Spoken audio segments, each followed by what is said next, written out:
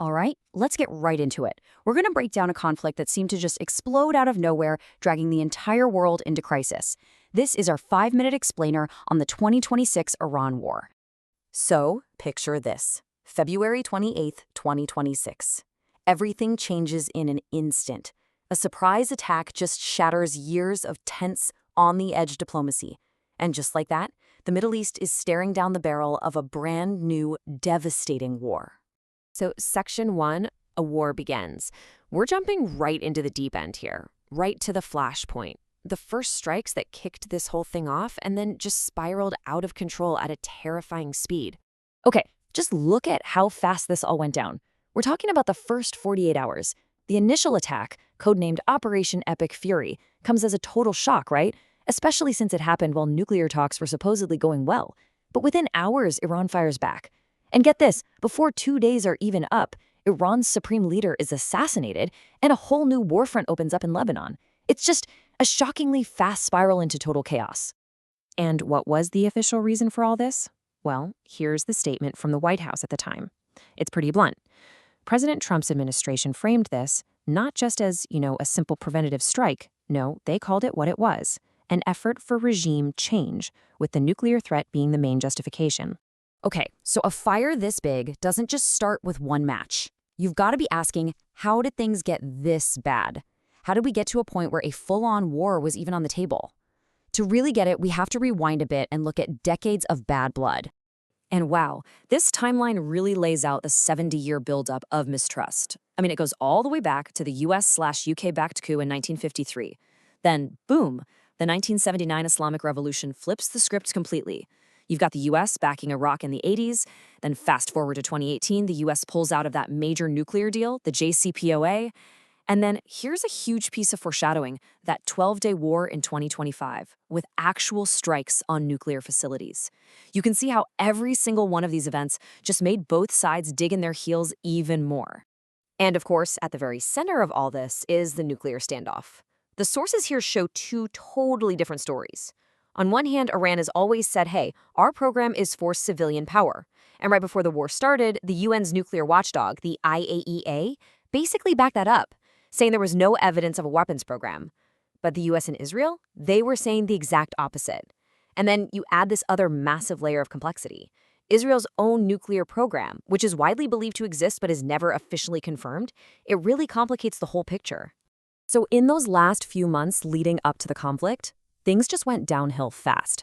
You had these huge anti-government protests inside Iran, which were met with a really deadly crackdown. The US sees this and launches its biggest military buildup in the region since 2003. And then, and this is the craziest part, diplomats in Oman announce a breakthrough in the nuclear talks. For a second, there's this glimmer of hope, but it was completely false. Just hours later, the war began. All right, so those first strikes, they were just the opening act. The conflict escalated almost immediately, pulling in this whole tangled web of different groups and alliances across the region. And yeah, this chart really shows you who's who in this fight. You've got the US and Israel on one side, and on the other, Iran and its allies, groups you've probably heard of, like Hezbollah and the Houthis. But the key thing to get here is that Iran didn't just hit back at the US and Israel. Nope, they also went after US bases and allied countries all across the Gulf. The whole region got dragged in. And the human cost, it was immediate and devastating. Inside Iran, the health ministry reported over 2,000 people killed in just the initial phase of the assault. And as the war spilled over the border into Lebanon, the long simmering conflict between Israel and Hezbollah reignited, leading to over 1,400 killed there. The United States wasn't spared either. In the first few weeks of fighting, 15 American soldiers were reported killed as Iranian counterattacks targeted U.S. forces in the region. And this war just kept getting bigger, fought on every front. Iran makes a huge move and closes the Strait of Hormuz. That's a critical artery for global oil. Meanwhile, airstrikes are pummeling military and infrastructure sites. Iranian missiles are hitting U.S. bases. The Houthis jump in, firing missiles at Israel.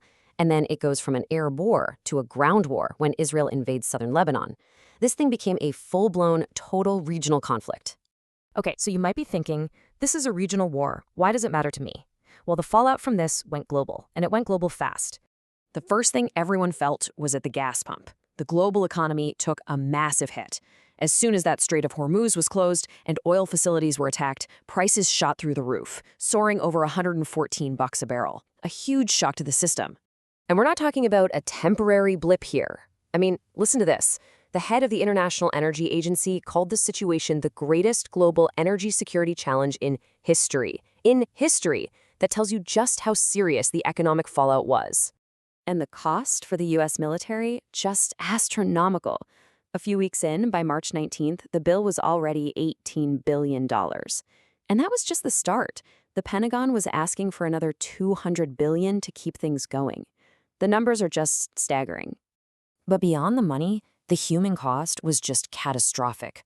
You had over 1 million people forced from their homes in Lebanon alone. And the knock-on effects just kept spreading. The war disrupted shipping, which messed with fertilizer supplies, which then started to threaten the global food supply. The ripple effects were being felt thousands of miles away from the actual fighting. And that brings us to where the source material leaves off. It's documenting a war still in progress. As of April 4th, 2026, the fighting hasn't stopped, that critical strait is still closed, and honestly, the whole world is just holding its breath. What happens next? Well, the ultimate outcome and what the final cost of all this will be, that's the terrifying unanswered question.